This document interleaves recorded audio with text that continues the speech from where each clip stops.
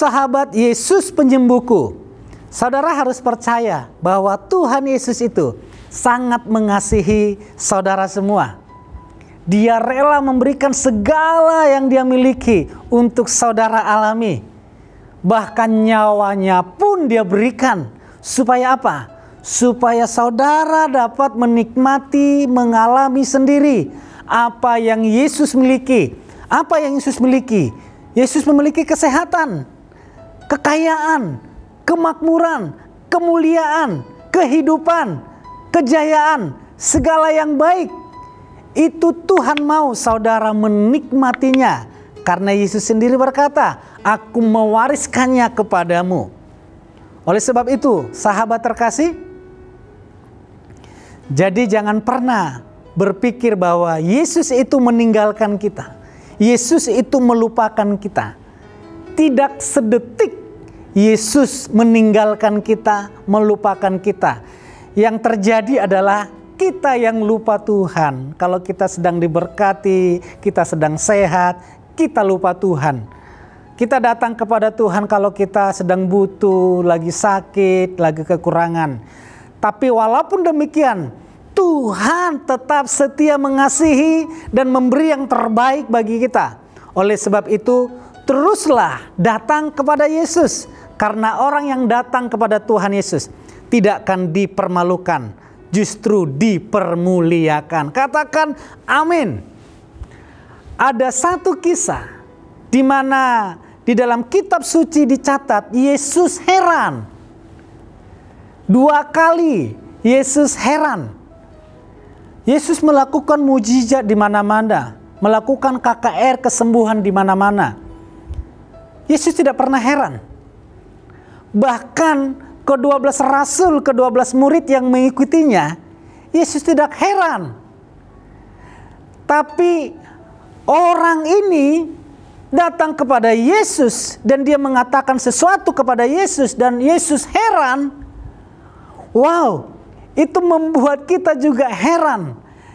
Kenapa Yesus bisa menjadi heran? Kalau manusia heran akan karya Tuhan, itu hal yang biasa saja. Karena memang kita harus terheran-heran akan karya Tuhan. Tapi kalau Tuhan yang heran akan apa yang kita lakukan, itu perkara yang spesial di mata Tuhan. Injil Lukas 7 ayat 3-10. Saya bacakan terlebih dahulu ayat 9 dikatakan. Setelah mendengar itu Yesus heran akan dia dan sambil berpaling kepada orang banyak yang mengikutinya. Dia berkata, aku berkata kepadamu, iman sebesar ini tidak pernah aku temukan. Bahkan di antara orang Israel. Iman perwira Roma membuat Yesus heran. Dan iman yang sama membuat Yesus heran, yaitu iman saudara. Kalau perwira itu karena imannya, Yesus berkata, terimalah kesembuhan, jadilah seperti imanmu. Maka hari ini Yesus berkata, jadilah seperti imanmu, sembuhlah. Dan Yesus heran. Perwira Roma itu sama dengan kita. Perwira Roma itu bukanlah orang Israel. Bukan orang yang beragama Yahudi. Saudara dan saya bukan orang Israel, bukan beragama Yahudi, tapi kita adalah orang yang percaya kepada Yesus. Persamaan perwira Roma dengan kita, dengan sahabat yang terkasih adalah kita sama-sama percaya. Kalau kita percaya kepada Yesus yang Maha Kuasa, yang memegang otoritas, di mana segala sesuatu tunduk di dalam nama Yesus. Kalau Tuhan berkata kepada sakitmu, keluar, keluar, pergi, pergi, diberkati, diberkatilah. Karena kita percaya Tuhan Maha Kuasa. Seperti itulah yang diungkapkan oleh perwira Roma itu. Iman yang sama Yesus temukan dalam hidup saudara dan saya. Tapi kita akan belajar bagaimana iman seperti itu, iman yang membuat Yesus heran itu bisa terjadi. Karena iman itu tidak tiba-tiba ada, tiba-tiba muncul. Iman itu ada prosesnya, ada jalan ceritanya. Proses yang pertama adalah, mari baca di ayat yang ketiga. Ketika mendengar tentang Yesus, ia mengutus tua-tua bangsa Yahudi kepadanya untuk meminta supaya dia datang menyembuhkan hambanya.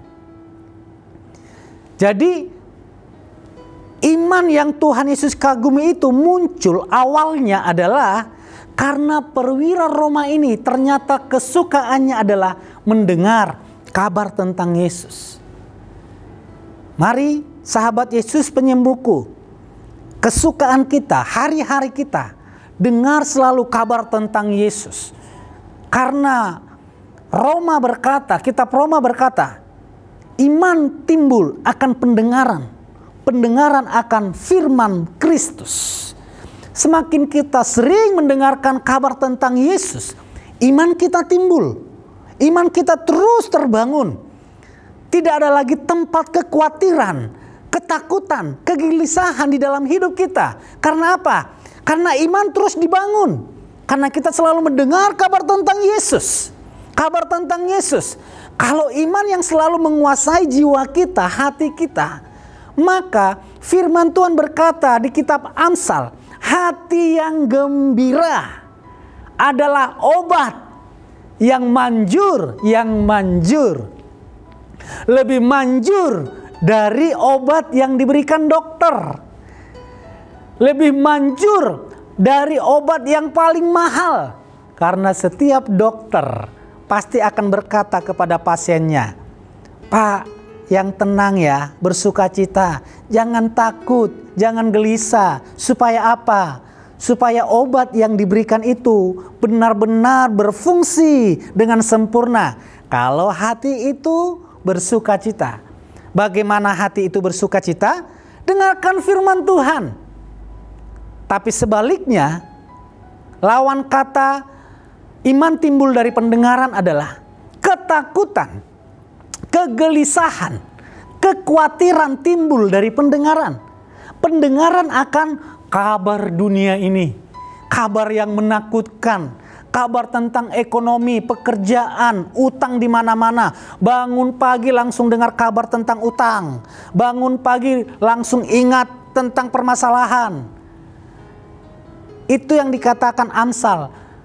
Tapi semangat yang patah mengeringkan tulang, menimbulkan sakit penyakit, bukan malah sembuh, tapi makin parah. Karena apa? Hatinya tidak ada iman. Yang ada adalah kekhawatiran, kegelisahan, semangatnya sudah patah.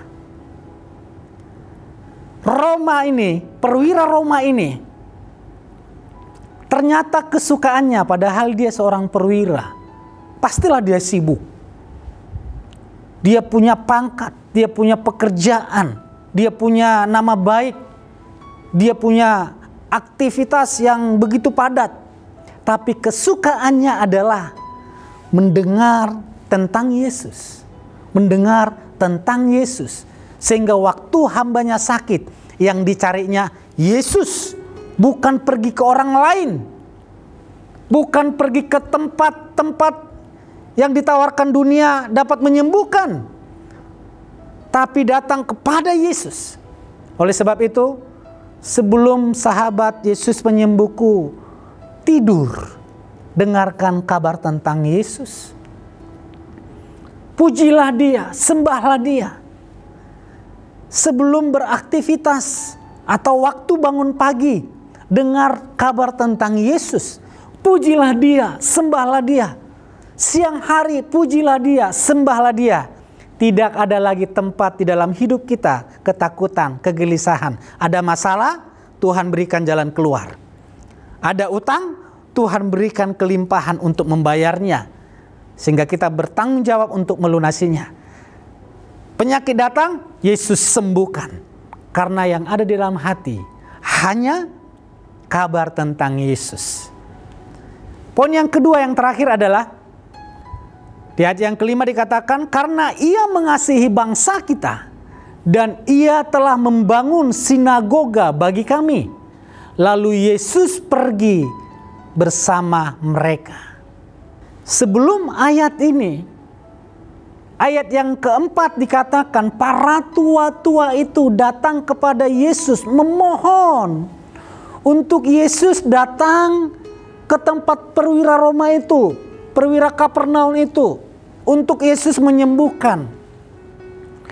Kenapa tua-tua Israel mau memohon untuk kesembuhan orang lain? Kenapa, kalau saya aplikasikan sekarang, kenapa hamba Tuhan, gembala ini dapat memohon, mau memohon sedemikian rupa untuk kesembuhan jemaatnya? Karena jemaat itu spesial di hati gembala itu, di hati hamba Tuhan itu. Perwira Roma ini spesial di hati tua-tua Israel itu. Kenapa spesial? Karena perwira Roma ini melibatkan diri di dalam pekerjaan Tuhan. Tua-tua ini berkata, mereka sangat mengasihi bangsa kita. Padahal di zaman itu, para perwira orang Roma sangat menekan bangsa Israel, menindas bangsa Israel. Tapi perwira Roma ini justru menunjukkan belas kasihan dan membangun sinagoga. Karena itu Yesus mau melangkah. Padahal dari kejauhan, Yesus dapat menyembuhkan, Yesus dapat menjawab. Katakanlah kepada perwira Roma itu, udah hambamu sembuh, jadilah sesuai dengan imanmu. Karena di zaman itu, Yesus tidak pernah melakukan kesembuhan atau menyembuhkan orang yang sakit di luar Yahudi. Semua yang sakit itu, yang ada di dalam kitab suci itu, mereka itu adalah orang Yahudi. Perempuan perdarahan itu orang Yahudi. Orang buta, orang tuli, orang timpang, orang lumpuh, orang yang mati dibangkitkan, semua mereka itu adalah orang Yahudi. Ada satu orang Yahudi yang memohon kesembuhan anaknya. Yesus tolak. Yesus berkata, aku datang hanya untuk orang Yahudi. Tapi khusus perwira Roma ini, Yesus tidak menolak. Walaupun anak perempuan itu yang ditolaknya itu, endingnya adalah Yesus menyembuhkan. Karena imannya yang benar-benar berharap kepada Yesus. Tapi awalnya ada penolakan. Tapi perwira Roma sama sekali Yesus tidak tolak. Yesus mendatanginya. Jadi poin yang kedua, sahabat Yesus penyembuhku. Setelah mendengar kabar tentang Yesus, mari terlibat, peduli akan pekerjaan Tuhan. Tidak hanya peduli akan dirinya sendiri. Seandainya perwira Roma ini sama dengan perwira-perwira yang lain, hanya mementingkan dirinya sendiri, hanya mementingkan keluarganya saja, tidak mementingkan, memprioritaskan pekerjaan Tuhan, pastilah tua-tua ini tidak datang memohon kepada Tuhan, sehingga tidak terjadi mujizat itu. Dan Yesus tertarik. Yesus mau melihat perwira ini. Karena itu Yesus mau melangkah. Yesus mau datang. Sahabat Yesus penyembuhku, mari peduli akan pekerjaan Tuhan. Bawa jiwa-jiwa kepada Tuhan. Bagaimana cara membawa jiwa-jiwa? Hal yang sangat sederhana adalah bagikan video ini. Bagikan, share program ini ke banyak orang lain. Itu sama saja sahabat terkasih sedang membawa jiwa-jiwa kepada Yesus Kristus. Itu sedang terlibat kepada pekerjaan Tuhan. Karena prioritas Tuhan adalah memenangkan jiwa-jiwa. Pada saat kita memprioritaskan pekerjaan Tuhan, Tuhan sangat serius mau melangkah. Sehingga ayat terakhir dikatakan oleh perwira Roma itu, aku percaya, katakanlah sepatah kata, maka aku sembuh. Maka hambaku itu sembuh maka keluargaku sembuh. Kenapa ada perkataan? Cukup katakan sepatah kata saja. Karena dia percaya Yesus Maha Kuasa. Dari mana dia tahu? Karena dia sudah mendengar selalu kabar tentang Yesus. Dan dia terlibat. Mari sama-sama kita mendengar kabar tentang Yesus. Terlibat dalam pekerjaan Tuhan. Lihatlah, engkau menjadi langganan mujizat Tuhan. Mari angkat tanganmu. Buka hatimu kepada Tuhan. Mari kita berdoa. Di dalam nama Tuhan Yesus. Tuhan, mereka yang datang kepada Tuhan, mereka yang mau mendengar kabar tentang Tuhan, mereka yang selalu terlibat dalam pekerjaan Tuhan, mereka adalah orang-orang yang spesial, yang akan selalu menjadi langganan mujizat Tuhan. Mereka yang mengangkat tangan, yang sakit mata, buta melihat, tuli mendengar, lumpuh berjalan, yang bisu berkata-kata, kanker, tumor, apapun jenis penyakitmu, darah tinggi, Yesus sembuhkan. Oleh bilur-bilur Tuhan Yesus sembuh. Terimalah kesembuhan, terimalah mujizat, terimalah kesembuhan. Engkau yang merindukan anak di dalam pernikahanmu, yang sudah bertahun-tahun bahkan puluhan tahun, di dalam nama Yesus hari ini kandunganmu diberkati. Engkau akan memiliki anak yang diurapi, diberkati, yang sehat dan panjang umur. Dalam nama Tuhan Yesus. Engkau yang sedang mencari pekerjaan hari ini, angkat tanganmu. Tuhan memberikan pekerjaan, Tuhan memberikan yang terbaik, sehingga engkau di sana bekerja dengan yang terbaik. Di dalam nama Tuhan Yesus Kristus, di dalam nama Tuhan Yesus Kristus, mereka yang sakit parah, yang sedang berbaring di rumah sakit, angkatlah tanganmu. Engkau yang sakit di rumah sakit, yang terbaring di rumah sakit, terima kesembuhan, terima mujizat, terima pemulihan. Saat ini mengalir kuasa Tuhan, mengalir kesembuhan, mengalir mujizat di dalam nama Yesus Kristus. Hari ini engkau sembuh, hari ini engkau terima pemulihan. Dalam nama Tuhan Yesus, dalam nama Tuhan Yesus, dalam nama Tuhan Yesus, dalam nama Tuhan Yesus, kami percaya kuasa-Mu mengalir. Kami percaya mujizat telah terjadi. Haleluya. Haleluya. Dalam nama Yesus. Amin. Amin. Percaya Yesus satu-satunya sumber kesembuhan kita, sumber berkat kita. Oleh sebab itu, jangan datang ke dukun, jangan datang ke paranormal, jangan minta pertolongan ke tempat-tempat di mana orang berkata itu tempat yang dapat menyembuhkan. Cukup datang kepada Yesus, karena di dalam Yesus ada kepastian akan kesembuhan, dan sahabat Yesus penyembuhku tidak akan dipermalukan. Tuhan Yesus memberkati.